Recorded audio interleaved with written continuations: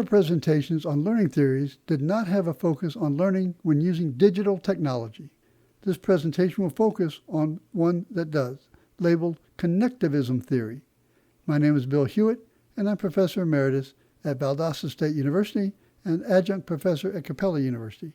The presentation is narrated by Jeff Hewitt, who is assisting me with the production of these videos. The vast majority of the learning theories were developed during the 20th century and were heavily influenced by the industrial age, with learners conceptualized as machines and classrooms conceptualized as factories. By the middle of the 20th century, with the beginning of the digital or information age, the conceptualization began to change and learners began to be conceptualized as computers, but the industrial model of formal schooling has been very slow to change. More recently, the conceptualization has begun to view the learner as an inquirer who is embedded in a social, cultural, and historical context, and the constructivistic, with their emphasis on thinking processes. And positive psychology, a focus on emotions, have influenced classroom practice. The connectivism theory provides an additional insight. In the modern era, knowledge resides in multiple digital databases that can be quickly accessed by anyone with access to the World Wide Web, such as articles, blogs, social media, or generic web services.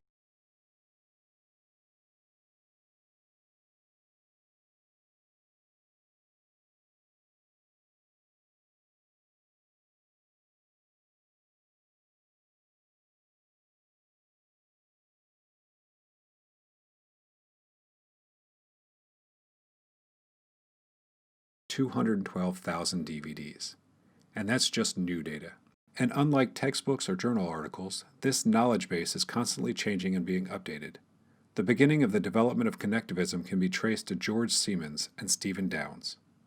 Siemens proposed that connectivism provides insight into learning skills and tasks that are needed for learners to flourish in a digital era. Some basic elements of connectivism are a focus on actionable knowledge or knowledge that is somehow related to taking action, especially as it relates to creating a product or delivering a service. Raw data must be organized and understood so that it can inform action. This is similar to Piaget's conceptualization of knowledge and is quite different from the relatively static form of knowledge proposed by information processing theorists. A second principle relates to a focus on active inquiry, where knowing how to access knowledge using multiple digital databases is more important than semantic or procedural knowledge identified by information processing theorists. This is an important distinction, as relatively static knowledge is the focus of most current assessments of learning. A third principle conceives of the learner as both a consumer and producer of knowledge. This provides a different view of learning and assessment, where learning occurs as the individual interacts with a digital network, resulting in both a benefit to the individual learner as well as enabling the individual to contribute to the network's development.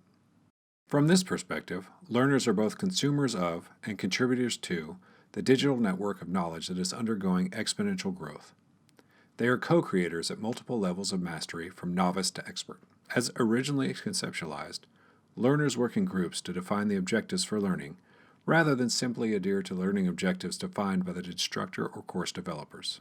Learners then interact with the network to acquire and organize or reorganize knowledge, and then create a product that is submitted to further the dynamic construction of network. Some of the first users of this theory was in the development of MOOCs, or massively open online courses, where learners contributed to developing the course as they were taking it. Macaulay and colleagues provide an excellent overview of MOOCs.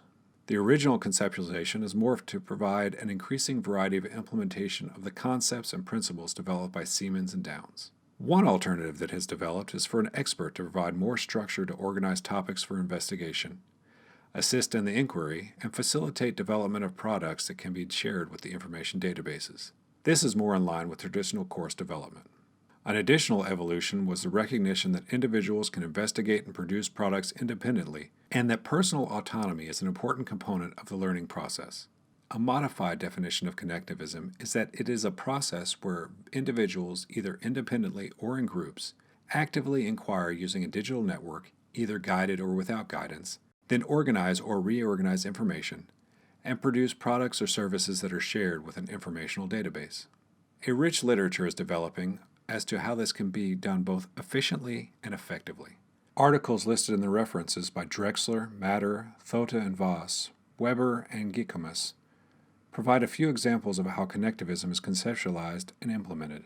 An interesting focus for contributors to this theory is on creating ecologies of networks that can be easily accessed and providing platforms that facilitate interactions among learners and where created products or services can be displayed and critiqued. The work of Williams, Carrison, and Magnus is an example of this work.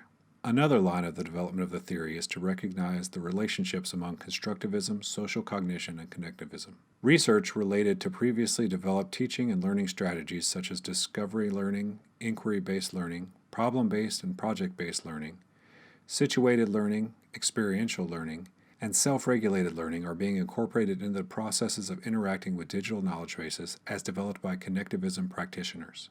Another contribution has been made to the concept of openness in education. This movement advocates that decisions about learning should be more transparent with a focus on more holistic and authentic objectives that are connected to learners' lifelong learning. There are several issues that require some additional consideration. The first relates to work completed by Kirshner and colleagues who showed that unguided inquiry was not as efficient or effective as guided instruction or explicit instruction when standardized tests of static knowledge and skills were used as assessments of learning. This will require